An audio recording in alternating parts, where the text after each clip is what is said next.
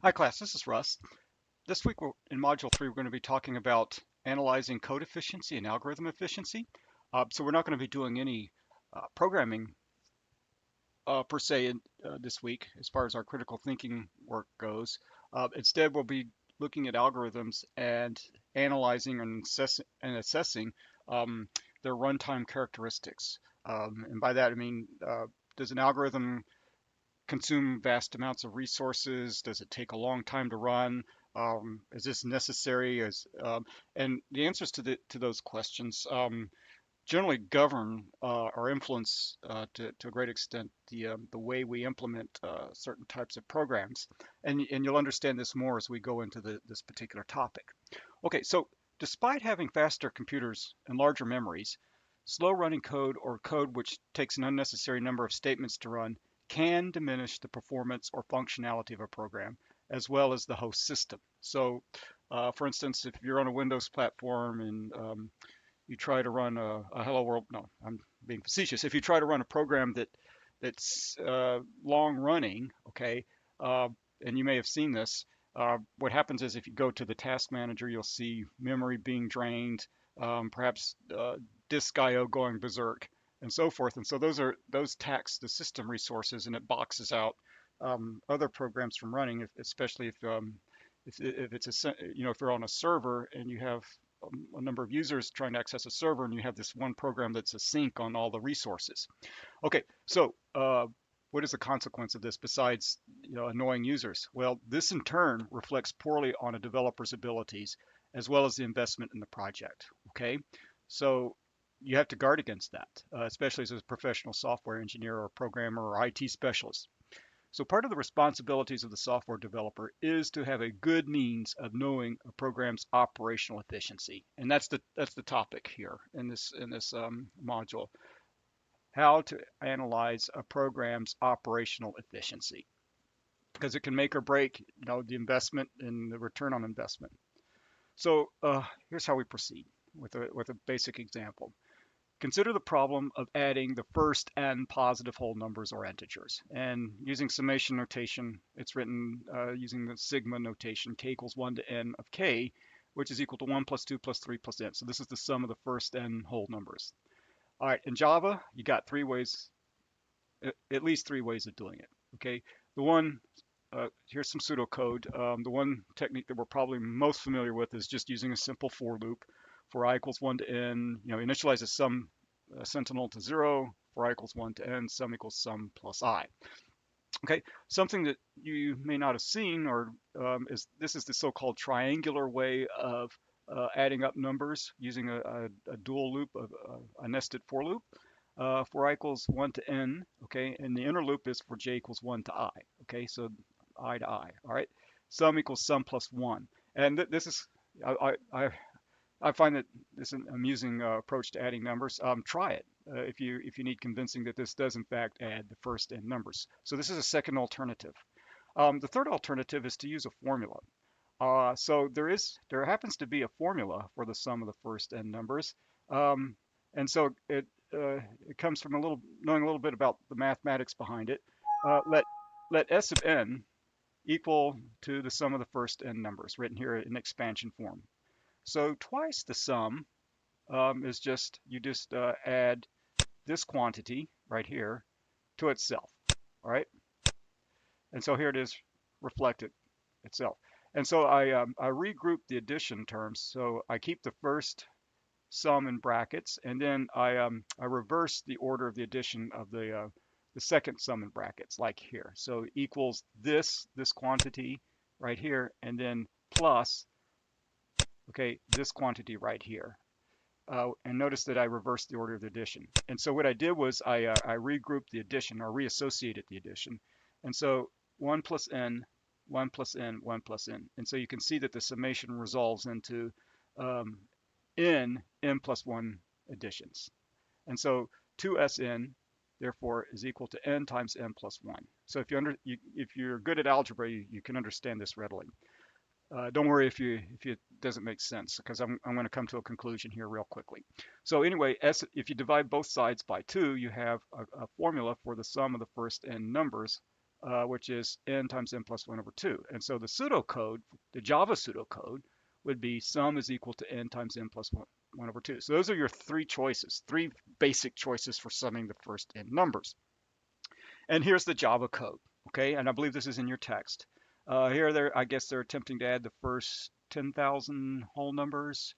And so here's the for loop. This is algorithm A, here's algorithm B, and then here's algorithm C. All right, so now the question is, um, if you had to do this as part of a larger, bigger picture thing for a customer, which one would you use? Um, or does it really matter which one you use? And so to answer that question is, um, we have to analyze the algorithms in both the time it takes them to run and the storage that they're consuming. You know, space complexities. Are these things consuming vast amounts of memory and other resources? Or is it taking a huge amount of time? So so let's do that. Let's see if we can draw some inferences about that. All right, and here's how we proceed. So remember, algorithm A is the single for loop case, and it involves doing n additions and nothing more. Okay, so the total number of operations is n.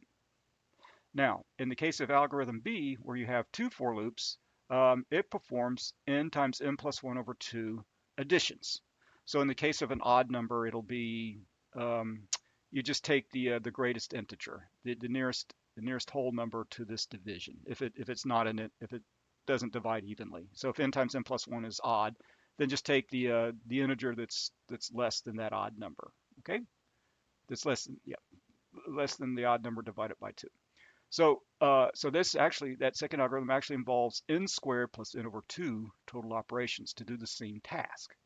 And then the formula, well, it has one addition, one multiplication, and one division. So there are three total operations.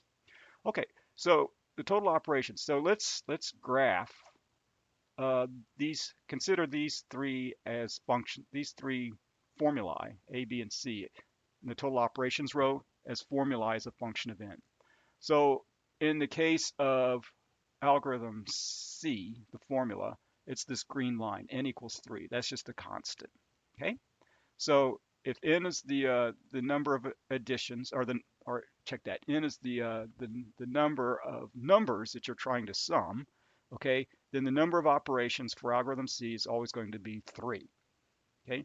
Now, in the case of algorithm A, okay, where you have just one for loop, okay, then the number of operations is equal to the number of numbers you're trying to add. And so that's just n, y equals n, basically. The number of operations on the y-axis is equal to n. On the x-axis is the number of numbers that you are adding.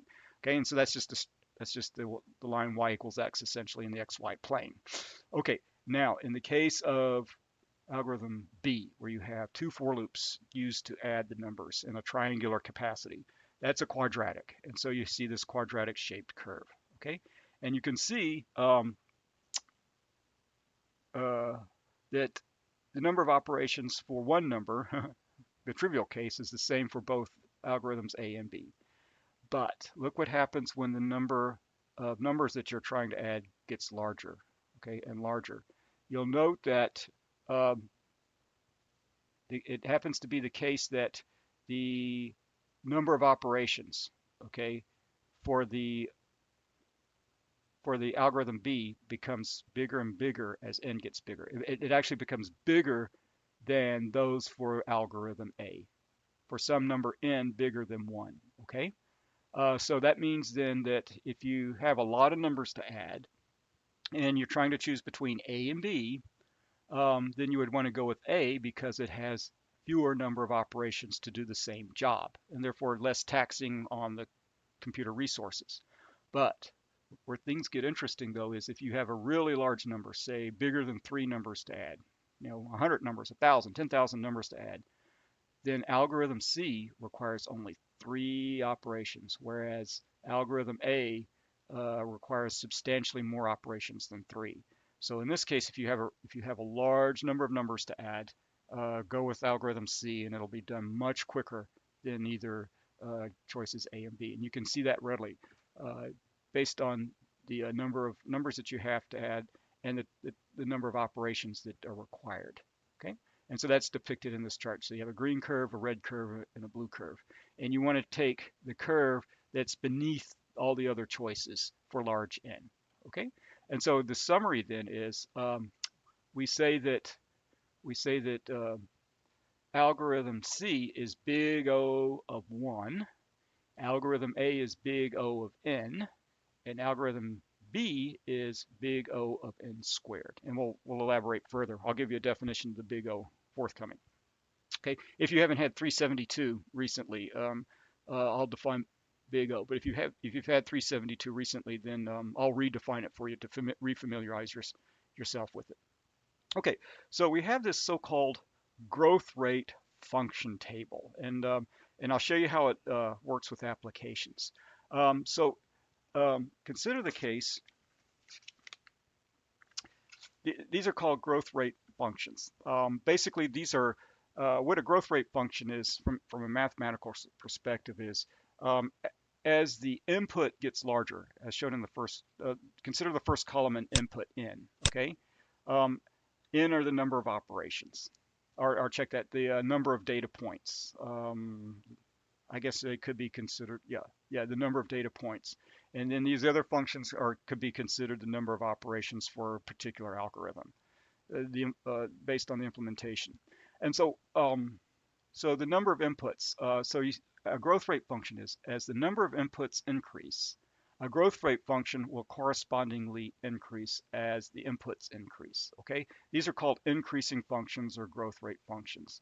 And so um, if you observe the outputs for the different types, so like in this case, for very large n, this log2 of n functions grows very slowly. It's almost a big O of 1 type function. Um, and then if you consider a log function, a log2 function, for large inputs, the amount of processing steps that needed to take for 10 million inputs would only be 20 processing steps, essentially, for a log2n function. For a log squared, it basically squares the 20, but look at an n log n. If you have a million inputs, an n log n algorithm would require, what is that, in excess of almost 20 million steps, okay? And then an n squared algorithm would require 10 to the 12th, and then an n factorial algorithm, a gargantuan number, okay, 10 to the power of whatever, 29 million or 2 million, what is that, 29 million? Looks like around 29 million, okay. And so this, if you were to implement an n factorial algorithm for a database processing, you probably wouldn't last very long with your employer because your program would never finish, not in anybody's lifetime. Okay, so so if you need to calculate these quantities on your calculator, here's a conversion formula. Log base 2 of n is the same as the natural log of n over the natural log of 2. And I'll show you how these growth rate functions relate to things you need to consider when you develop an algorithm for a complex software project. Okay, so for some algorithms, execution time depends only on the size of the data set. Other algorithms depend on the nature of the data itself, and we'll see that as the course goes on. All right, so let's talk about big O notation. For some of you, this may be a review. For others, this may be new. So a function, f of n, is of order at most g of n, or f of n is big O of g of n if, okay, all right, a positive real number c and a positive integer n exist, such that f of n is bounded above by this constant c times this function g of n for all inputs bigger than this threshold big N. Okay, it's kind of akin to the epsilon delta proof in calculus. It's a little bit simpler though. Okay, so what we're saying is that a function f of n has a big O, is characterized by a big O of some other function, a big O of a function, provided that a constant times that function g of n is larger than f of n for all inputs bigger than some cutoff point called big N. Okay, so we say CGN is an upper bound on f of n when n is large. Okay, so going back to this previous table, These are your GNs right here. Okay, this the function starting here. These functions right here are your GNs, your ideal GNs, which a software engineer will gauge the performance of an algorithm against. Okay, so you sit there, you type out a program using a neat algorithm, and then you assess its performance based on one of these standardized GN functions. Okay, so you need to compare the number of operations your algorithm or your implementation does with one of these GN functions in this capacity. All right, and so the nature of this module is to actually make these computations, do these computations. So it's mostly math, I would say, at this level. All right, so here is a picture that explains the definition. Okay, so in this case, here's your n on the x-axis, and then the value of the growth rate function. So in this case, even though f of n, and this is a very bad diagram, I'm stressed that your book even included this because, you come to this intersecting point and you don't know if this particular piece is affiliated with F or G. Okay, well, the author of the book obviously doesn't know much about math, so I happen to be a math instructor. Uh, so I would never allow my students to do this in my math classes. I would always shade these graphs with different colors or different stippling. But anyway, we'll assume then that this is f of n, and you can see that for values of input, for the input values bigger than this threshold uppercase n, okay, you'll see that it is dominated by CGN, okay, right here. And so therefore, and it'll be your task, okay, in algorithm analysis to find big N and find C for a given Fn. Okay, so that will be the problem, and I'll give you some examples. All right, so we have big O identities. All right, so these are some of the functional manipulations you can do with big O. So if you have a constant times a function, the big O of a constant times a function is the same as the big O of the function. Okay, so you can just kick the constant out. But, okay, that's just big O. This can be a little bit deceptive. 8i can be a little bit deceptive. Uh, See Michael's post from Tuesday. Michael basically did this in his post, which is a very good explanation. Uh, and then I looked at that and I asked the question. I asked for a follow-up question, and I'd like for you guys to look at that um, to see. The fact is that even though you have this constant can actually be a game changer when it comes to deciding which algorithms to use. Even though a big O of kg of n is equal to O of g of n, you could have several different values of k, and one algorithm could be um, still much slower than the other, and we'll see that. Okay, so the sum of two big O's, okay, is equal to the big O of the sum. The product of two big O's is equal to the product. The product of two big O's is equal to the big O of the product. That's what's going on here. Here's an interesting one. The big O of a sum of functions is equal to the big O of the um, dominating function. Okay, so whichever function for a given uppercase n value is bigger, you just select the function that has the biggest output for all the given input values. A little bit tricky here. So the big O of the maximum of a sequence of functions is equal to the max of the big O of all the functions. Okay, so again, this is a little bit tricky to use, and I'm not sure if I have an example of this. If I'll check and see, but that's rather an exotic identity, so don't worry about it too much for now. We'll see. Okay, so by using these identities and ignoring smaller terms in a growth rate function, you can find an estimate of the order of the algorithm's time requirement. So here's the answer to the question I posed earlier, basically the problem posed in 8i. So if a growth rate function is 4n squared plus 5n minus 10, okay, so it's big O of 4n squared plus check that. I think that should be 50. There's a right O here. That should be 50 right there instead of 5. So it should, so the big O of 4n squared plus 50n minus 10 is actually equal to the big O of 4n squared, which is equal to the big O of n squared. So the 4n squared term dominates all the terms, and so this is a big O of n squared. Um, okay, so what if, I guess the question is, how would you compare this algorithm, which has this big O, or with another algorithm says that has a growth rate function of say 5n squared? Okay, which one would you choose? Well, the big O of 5n squared is n squared, and the big O of 4n squared plus 50n minus 10 is big O of n squared. Which one would you choose, if any? Or does it matter? Okay, so that brings us to the topic of the complexities of program constructs. So let me explain. So given a particular construct, okay, so we have consecutive program segments, okay, consecutive program segments, a linear program, S1, S2, Sk, whose growth rate functions are G1 through Gk respectively. So program segment S1 has a growth rate function of G1. Program segment S2 has a growth rate function of G2.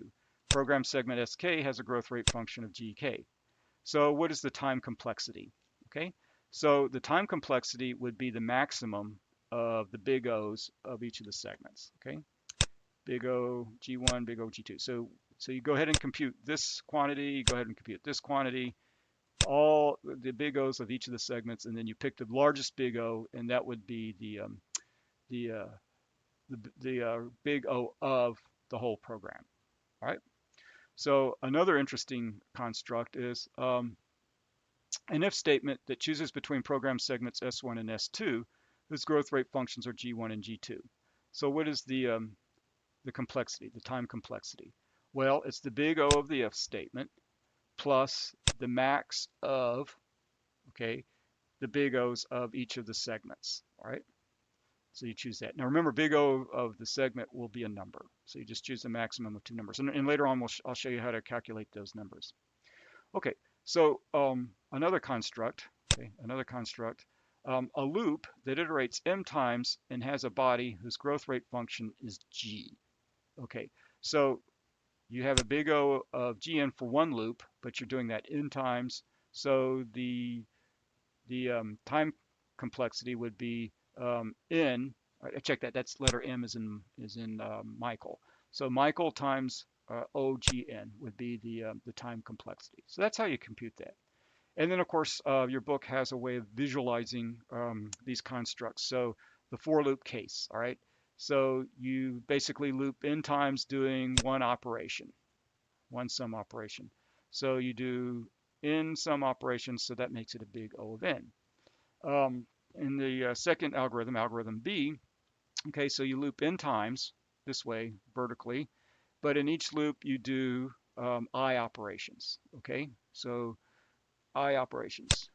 And so this is a triangle pattern, all right? So, okay, so this is where things get interesting. So the first pass, it's big O. In the first pass you do one operation. The second pass you do two operations. The third pass you do three operations. The nth pass, you do n operations. So the time complexity would be the sum of the number of operations you do um, from 1 to n. Okay, so each iteration through the outer for loop requires a number of operations. So the thing is, how do you know that this is equal to this, big O of n squared? Well, okay, easy. It's really easy because look at this sum. Did we not, when we did algorithm C, did we not come up with a formula for the sum of the first n numbers? Do you recall? It was n times n plus 1 over 2, which is n squared plus n, quantity divided by 2. And so n squared over 2 plus n over 2 is big O of n squared. So that's where this comes from. So this is the so-called triangle. The triangle mode, if you reference that in your 372 notes. All right, and so what else do we have? Yes. Okay, and so the rectangular mode. In the rectangle mode, we have n passes, and in each pass we do a for loop of n passes. So this is an n squared functionality, n by n operations, okay? And so this is an O(n) squared. So it doesn't matter whether we do a for loop from 1 to n with an inner for loop of 1 to n, or if we have a truncated, a modified for loop where we're seemingly doing fewer operations, they're both of order n squared, okay? Although it may be the case that even though they're of order n squared, it may be the case that if this algorithm will probably have a shorter runtime, but they're both of order n squared. Okay, all right. And here's an interesting table. So if these are comparing growth rate functions when you have size doubling problems. So for instance, if you have um, a growth rate function of 1, okay, and you double the number of inputs, then the growth rate function remains unchanged, okay? And I'll talk more about big O of 1. This is big O of 1. Now, if you have an algorithm of a growth rate characterization of log n, and you double the inputs, well, then your growth rate function becomes 1 plus log n. And so basically it's negligible. So you double the amount of inputs, the algorithm still remains log of n. Now, a function that has a growth rate function, an algorithm that has a growth rate function of n, you double the inputs, okay, then the growth rate function doubles. And so the processing time could potentially double. N log n is particularly worrisome because you double the inputs for a growth rate function of n log n, and then not only does it double, it compounds the problem by adding 2n, okay? So it doubles right here, here's the doubling, okay? And then it adds another 2n on top. Wow, a huge penalty for that. And then it just gets worse, okay? You get a quadrupling for n squared, and then n cubed. Stay away from n cubed algorithms if you can. You multiplies by 8. And 2 to the n, oh my gosh. There may be some rare applications that leverage that need algorithms of this type, but that's for I don't think that's mainstream stuff. Maybe for some sort of specialized research. Okay, so I'm going to leave it here. If you have any questions about this particular video lecture, by all means post, because this is some interesting stuff. I'll resume with a second video shortly.